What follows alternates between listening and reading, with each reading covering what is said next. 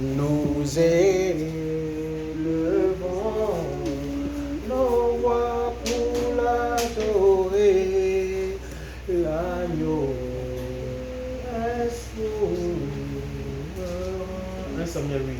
1 Samuel chapitre 4, le premier verset au verset 11. Donc, la parole de Shemuel fut pour tout Israël. Israël sortit à la rencontre des Philistins pour la bataille.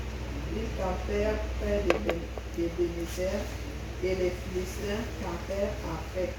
Les Philistins se rangeaient pour aller à la rencontre d'Israël.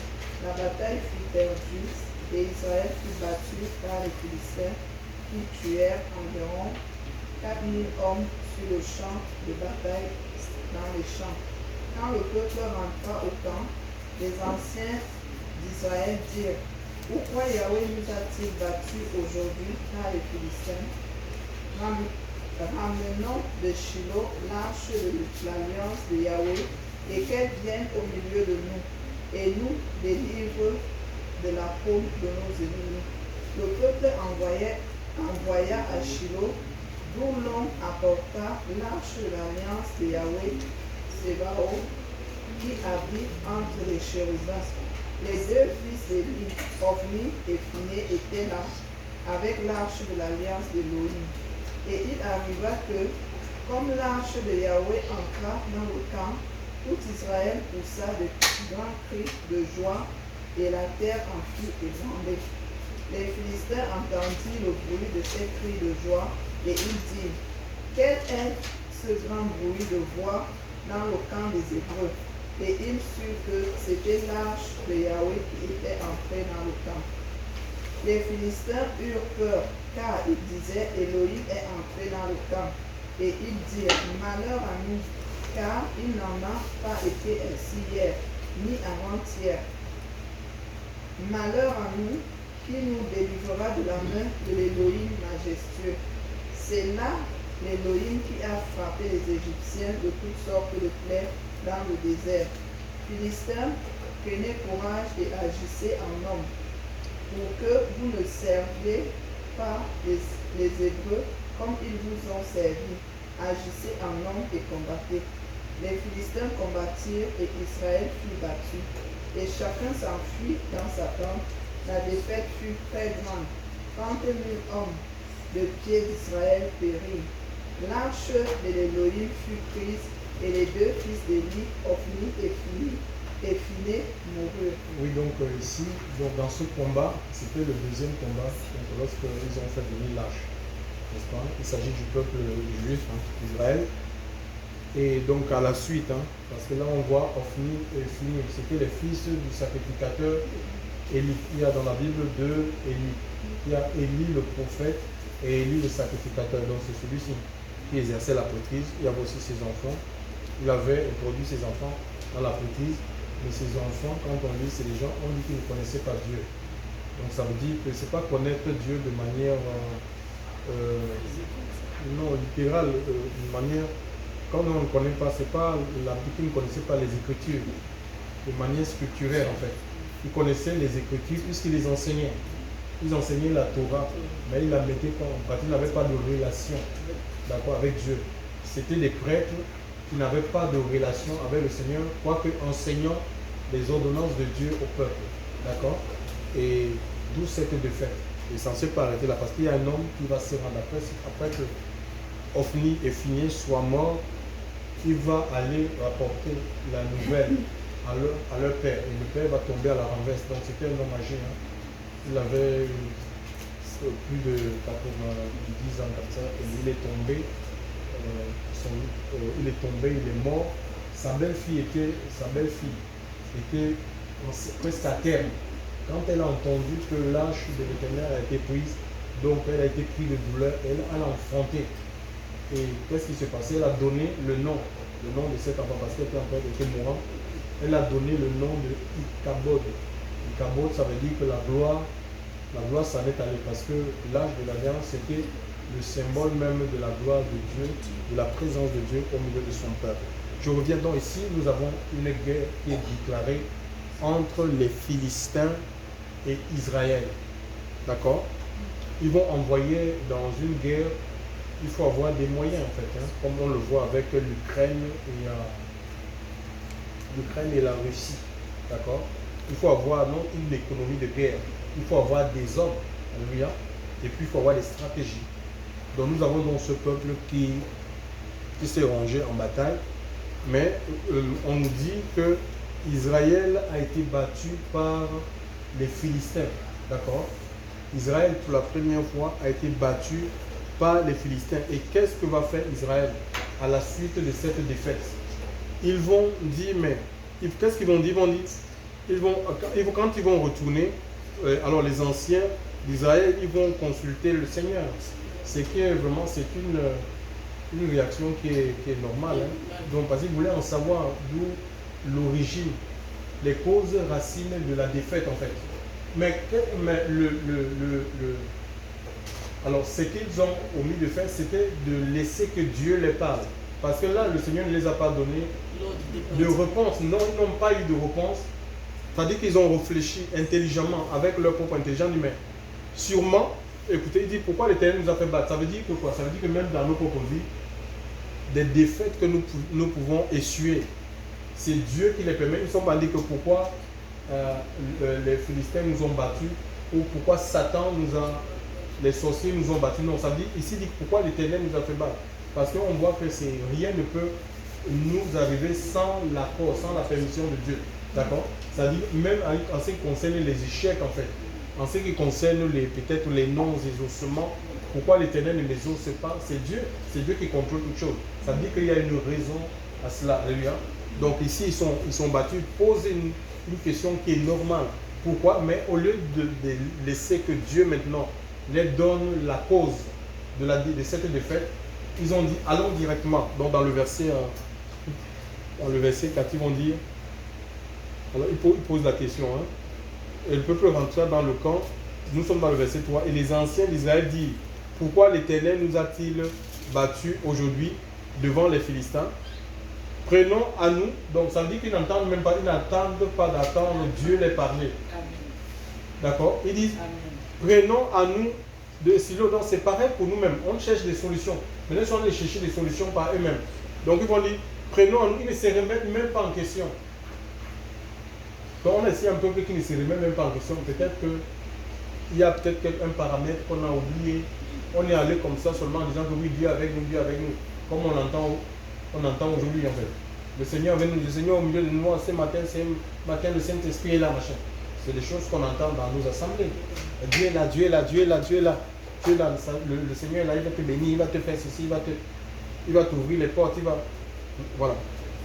Donc, alors, ils vont faire quoi? Prenons, ils ont dit, aujourd'hui devant les Philistins, prenons à nous de Silo l'âge de l'alliance de l'Éternel, et qu'elle vienne au milieu de nous et nous sauve de la main de nos ennemis.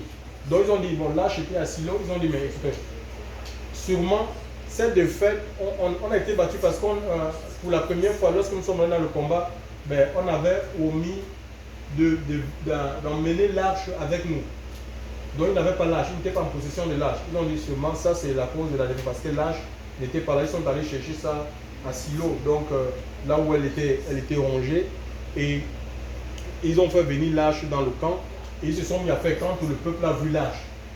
Donc ils se sont mis à faire des grands bruits, des cris, des chants. Ils se sont mis à chanter parce que l'arche c'était l'image, même c'était le symbole de la présence de Dieu. Et ces cris sont allés jusque dans le camp adverse. Alors quand les Philistins ils ont entendu les bruits dans le camp des Hébreux, ils vont dire malheur à nous car il n'a jamais été ainsi auparavant. Malheur à nous qui nous délivrera de la main de ces dieux puissants. Ce sont les dieux qui ont frappé les Égyptiens de toutes sortes de plaies dans le désert. Donc les Philistins avaient connaissance du Dieu que Israël servait.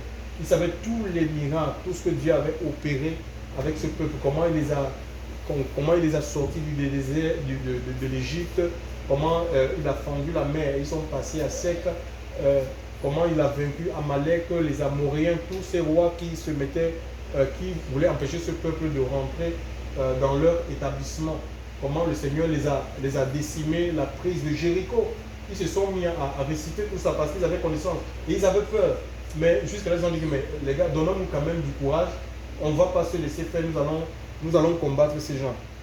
Alors, les Philistins, fortifiez-vous et soyez des hommes de peur que nous ne soyons asservis aux Hébreux, comme ils vous l'ont été asservis. Soyez des hommes et combattants. Alors, ils sont allés combattre. Donc, et force est de constater que malgré l'âge, malgré la présence de l'âge, Israël a été battu et il y a eu des morts, les prêtres. Pour finir, c'était les prêtres. Donc, ils sont morts sur le champ de bataille. Et Israël s'est dispersé comme ça, comme des brebis errants, des brebis qui n'ont pas de berger. Alors, ici, la première leçon à tenir, c'est que ce n'est pas parce qu'on crie que forcément il y a la présence de Dieu comme nous. Parce que ce peuple louait, quand ils ont vu l'âge, ils se sont mis à louer, à chanter, à crier. Oui, ça ne détermine pas que le Seigneur forcément est au milieu de nous. C'est pas qu'on ne doit pas chanter, qu'on ne doit pas crier, d'accord? Le Seigneur, même dans le psaume 91, 1, Ésaïe 42, 1, le Seigneur dit chantez à l'Éternel un cantique nouveau. Dieu n'est pas contre les cris, Dieu n'est pas contre les chants, Dieu n'est pas contre nous, puisque dans le psaume 150, est-ce que quelqu'un peut ouvrir le psaume 150? Écoutez ce que le Seigneur prescrit dans le psaume 150. Psaume 150, verset 3 à 4.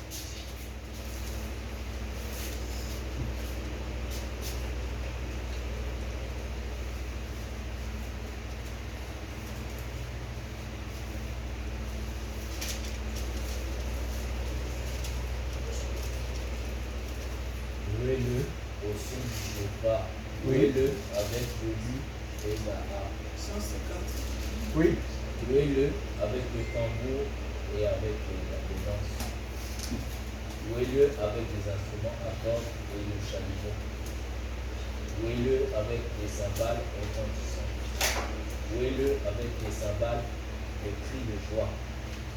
De tout ce qui respire, loue. Donc c'est ce que ce peuple était en train de faire. Ils étaient en train de louer, sauf que malgré ces louanges, malgré ces cris de joie, tout ça, il n'y a pas eu la victoire en fait. Mais pourquoi? Parce que le tout n'est pas de chanter. D'accord? Le tout n'est pas de chanter, le tout n'est pas de dire je vais jouer des instruments, parce que beaucoup de gens pensent que l'adoration, ça se limite dans les chants, dans, je ne sais pas, en pinçant une guitare et tout, c'est plus que cela. Quand on nous dit dans le 1 Roi 8, 9 qu'il y avait dans l'âge, donc il y avait l'âge c'est comme un recueil en fait. Il y avait dans l'âge, l'âge c'est l'image un peu de la Bible que nous portons en fait. Il y avait dans l'âge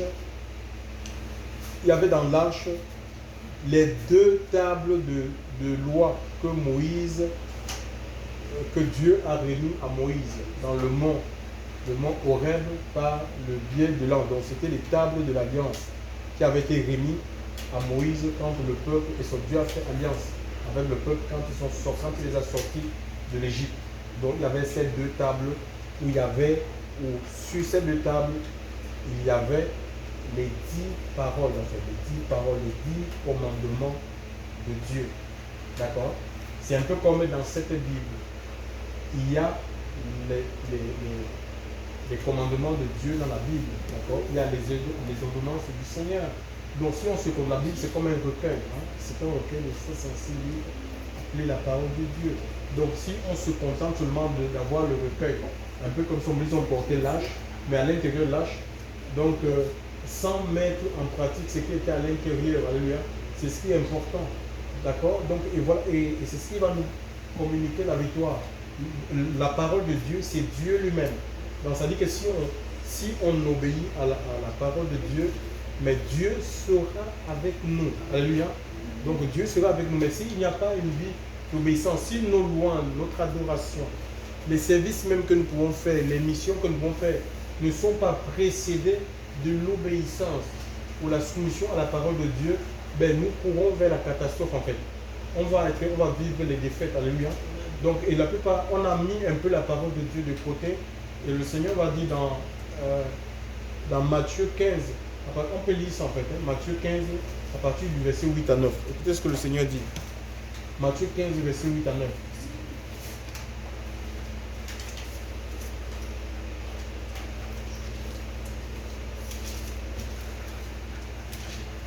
Ce peuple s'approche de moi de sa bouche et de moi des lèvres, mais son cœur est trop éloigné de moi. Ah, tu vois, ce peuple, c'est le Seigneur qui parle. Il dit ce peuple, donc c'est comme ça, et je dis, c'est une réalité dans nos, disons la vérité.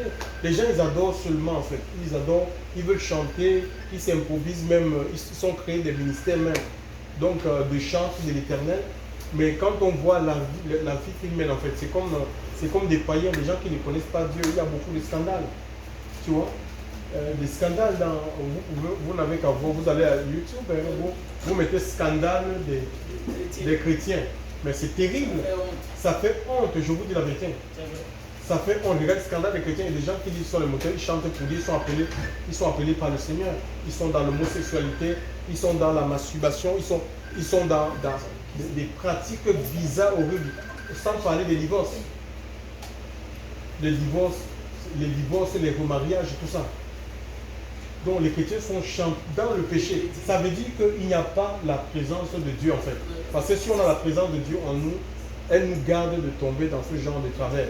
C'est la présence du Seigneur, ce n'est pas la connaissance théorique, l'ivresse de la Bible où je vais apprendre la théologie, je commence à réciter la Bible comme un perroquet.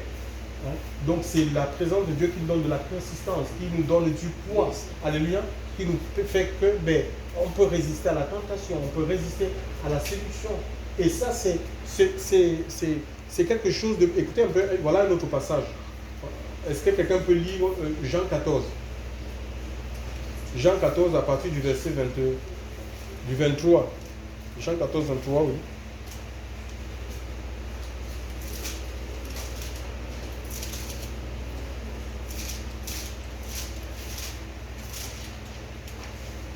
Quelqu'un même gardera ma parole, mon Père l'aimera, nous viendrons à lui et nous ferons notre demeure chez lui.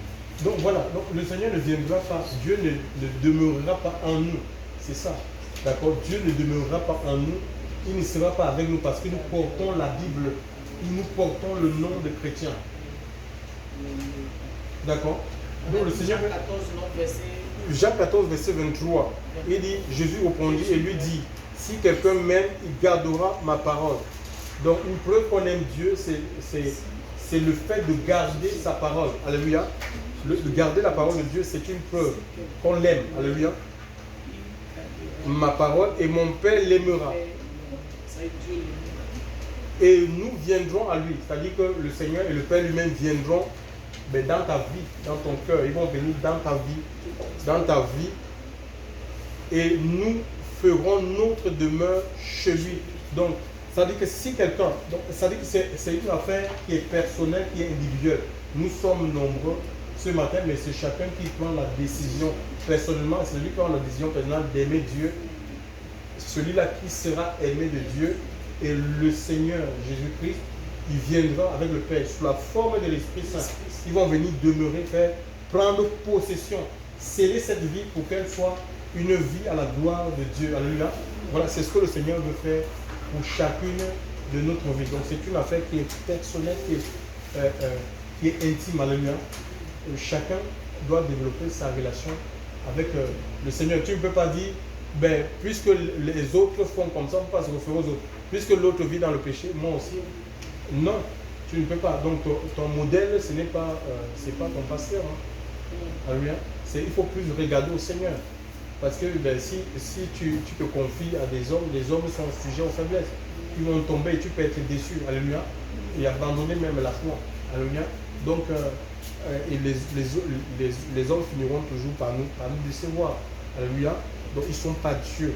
Donc, il faut qu'on demande au Seigneur de répandre son amour dans nos cœurs par le Saint-Esprit pour pouvoir garder sa parole. C'est ce qui va faire la différence entre l'ivre et le blé. Les gens qui se réclament du Seigneur, qui parlent seulement de Dieu, mais qui ne vivent pas Dieu parce qu'ils ne l'ont pas. S'il n'y a pas Dieu en toi, tu ne peux pas vivre. Tu ne peux pas vivre. Le Seigneur Et le Seigneur n'est pas, donc je dis que Dieu n'est pas contre les chants, contre la louange, mais si notre vie n'est pas précédée de l'obéissance, de la mise en pratique de sa parole, le Seigneur, il n'agrée pas cette louange. Hein. Par exemple, nous avons dans Amos 5, verset 21 à 22, le Seigneur dit, éloigne de moi le bruit de tes cantiques. Je dis, éloigne de moi le bruit de tes cantiques. Donc il a horreur de ça. Il a horreur de ça. Ouais, donc ça veut dire que le tout n'est pas de chanter. De dire je chante pour Dieu. Non, il faut que notre vie soit en accord avec ce que nous chantons, ce que nous connaissons du Seigneur. D'accord? Donc le christianisme qui est de bruit là, chers frères et sœurs, il faut sortir. On a mis la parole de Dieu complètement en dehors et au profit des commandements des hommes. On obéit plus aux commandements des hommes, aux règles des hommes. Les règles que les hommes ont fini d'établir dans les assemblées. On n'est plus prompt à obéir à ces règles au lieu de cultiver notre relation, notre intimité avec le Seigneur, peu importe là où on peut se trouver. Alléluia. Donc ce qui est important, c'est qu'il va nous donner la victoire sur les Philistins. Parce qu'Israël ici avait comme ennemi les Philistins. Nous, notre combat, ce n'est pas avec des hommes, ce n'est pas avec la chair et le sang. Il y a des puissances, des ténèbres que peut-être l'œil naturel ne peut pas voir. Alléluia. Et il y a des sorciers, on a des ennemis. Des ennemis même dans nos lieux de travail. Donc voilà, mais si on reste dans les voies de Dieu, chers frères et sœurs, si on écoute le Seigneur, nous serons gardés de la confusion. Alléluia. Ceux qui se confient en lui ne seront jamais dans la confusion. Alléluia. Le Seigneur n'a pas de plans, de projets de confusion, de honte pour son peuple. Alléluia. Donc Dieu veut nous redonner notre honneur, nous a donné pour nous appeler pour que nous vivions dans l'honneur, dans la dignité. D'accord? Qu'on vive dans l'honneur, dans la dignité, c'est ce que le Seigneur veut. Et il a des projets de paix, des projets de meilleur pour chacune de notre vie. On doit sortir de toute forme d'idolâtrie. C'est lui qu'on doit adorer. D'accord? Celui qu'on doit adorer, celui qu'on doit célébrer. Alléluia. On doit laisser le Seigneur vraiment prendre toute la place. Il y a des gens qui adorent leur propre vie en fait. Il y a plusieurs idoles en fait. Il y a des gens qui sont en adoration sur leur propre personne, sur eux-mêmes, dont le Seigneur en arrière. Tellement quand tu te maquilles, paf, tu vas mettre sur Facebook. Regardez-moi. Tu achètes une telle chaussure. Ça peut être les vêtements. Il y en a qui adorent les vêtements. Tellement ils sont quand disons il faut que les gens, tout le monde les voit, ils vont marcher, ils vont acheter un nouvel vêtement. Il faut qu'ils parcourent toutes les rues de Montpellier pour qu'on voit que que les gens, on n'a pas besoin de ça à chaque personne. La présence de Dieu va t'amener à t'effacer, à t'éteindre en fait, à diminuer, vraiment à être avec le Seigneur, à fuir même les gens. D'accord? Oui, à fuir les gens. C'est pas un véritable. On voit Jésus. Jésus n'était pas en train de courir derrière les gens, au contraire, il fuyait, il s'est caché. Tu vois? Moi, je dis, tu entends, oui, connectez-vous, partagez, c'est le moment. Mais tu as un message, donne le message. Après, ceux qui ne sont pas connectés, ils le verront, tu le mets sur YouTube, ça va atteindre les personnes. Tu attends partager, on voit que mais ça c'est des charlatans, ça c'est des commerçants, c'est des gens. Partagez, on n'en a pas encore atteint. Si on n'a pas atteint 3000, je ne donne pas la prophétie. Ah bon? Si on n'a pas atteint 3000 partages, je ne donne pas la prophétie. Ouais, donc c'est des gens qui contrôlent Dieu, on ne peut pas contrôler, on ne peut pas conduire Dieu. C'est l'Esprit de Dieu qui conduit. Alléluia. Donc que Dieu nous ramène dans la simplicité, vraiment des choses, dans ce qui concerne son œuvre, et vraiment que la priorité, chers frères, des priorités, c'est sa parole de Dieu. C'est la parole de Dieu qui nous donne victoire. Ce n'est pas autre chose. C'est la parole de Dieu. Et si Dieu te reprend sur un domaine, il faut écouter, alléluia. Il faut écouter et te plier. C'est comme ça que tu dois grandir. Parce que le Seigneur ne veut pas qu'on mène une vie qui est statique. Où on est pareil, on a 2 ans, 4 ans, 5 ans de foi. On est dans les habitudes en fait. On est pareil, il n'y a rien de changé en nous. Il faudrait que nous-mêmes, on voie, qu'on grandisse et que les gens aussi disent que non, mais voilà, il y a un changement. Tu vois, non? Il faut que Jean-Claude, le frère Jean-Claude, à un moment donné, dit que non, mais vraiment, Patricia, il y a des changements dans la vie de Patricia au fur et à mesure qu'on avance. Oui, et que Patricia aussi soit en capacité de dire que non, vraiment Jean-Claude, je vois les changements dans sa vie depuis que c'est donné au Seigneur. C'est comme ça, Jésus grandissait, d'accord, en sagesse, en puissance, en force, en grâce, devant Dieu et devant les hommes. Donc ça veut dire que même Dieu lui-même, dans le ciel, il voit que cet enfant grandit. Et même les hommes voient que oui, il y a quelque chose de nouveau dans ta vie, de changer. C'est un peu comme dans nous avons les enfants. Nous sommes des pères. On peut constater que les enfants, ils grandissent. Oui, voilà. Qu'ils changent aussi par rapport au conseil qu'on leur donne, à l'éducation qu'on les inculque. Chers frères et sœurs, c'est valable aussi sur le plan spirituel. Vraiment, remettons-nous en cause. Parce que ça fait des petites choses de rien du tout qui bloquent et paralysent notre vie. Alléluia. Vraiment, le Seigneur n'est pas pour le mélange. Je vous en supplie. Dieu n'est pas pour le mélange. Si on croit qu'on peut avoir un pied avec le Seigneur, un pied avec le monde, non, mais ça ne marchera pas. On est partagé. Alléluia. Et Dieu, il s'appelle, un des noms de Dieu, c'est jaloux. Du moment où on veut aller à gauche et à droite, on veut fricoter avec d'autres dieux, lui il s'y retire, en fait, il te laisse. Tellement il est jaloux, c'est comme les hommes. Un homme et une femme normale ne peut pas accepter partager son homme.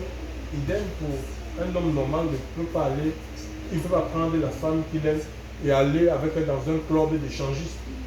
À moins qu'il ne soit possédé, chers frères dans le Seigneur. Voilà, c'est l'enseignement de ce matin.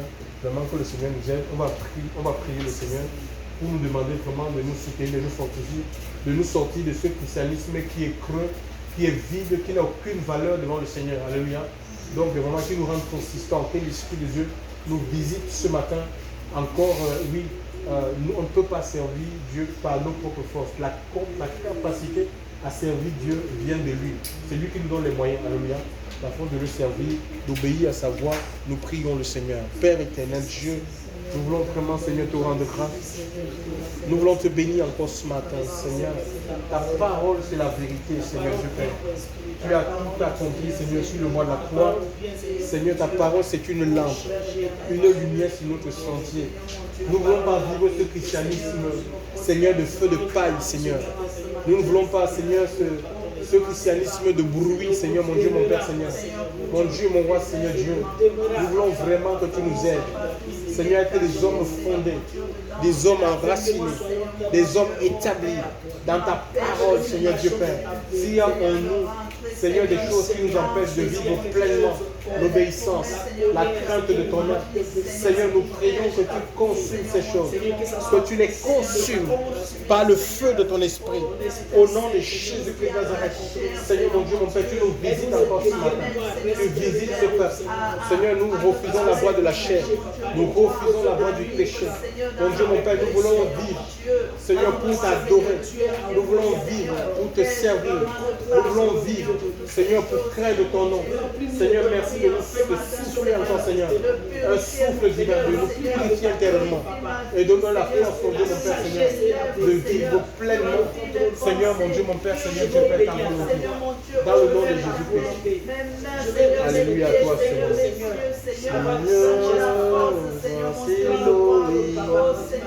qui veut faire ta volonté. Que ça ne soit pas, ne fais pas pour être ne fais pas pour la gloire, et que ce soit pour la gloire, Seigneur. Aide-le, Seigneur, ta parole, je veux faire, Seigneur, ta volonté.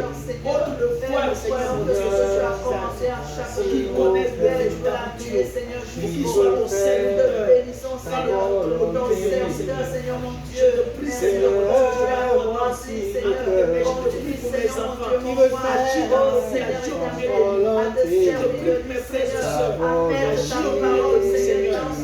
famille, Seigneur, manifeste ta gloire. Ramène chacun à toi, Seigneur. Renouvelle-nous, Seigneur, dans la louange, dans l'adoration, Seigneur, mon Dieu, la méditation de ta parole, Seigneur, afin que toi seul tu construis, que les écailles tombent, Seigneur, mon Dieu, oh, papa, souffle-nous dans cette assemblée, Seigneur, dans le cœur de mes frères et sœurs, papa, Seigneur, voici mon vie. Il est vie, là où Seigneur, mon Dieu, la paix soit sujet à je vis dans le Seigneur de Jésus. Rends-les sensibles au Ta volonté,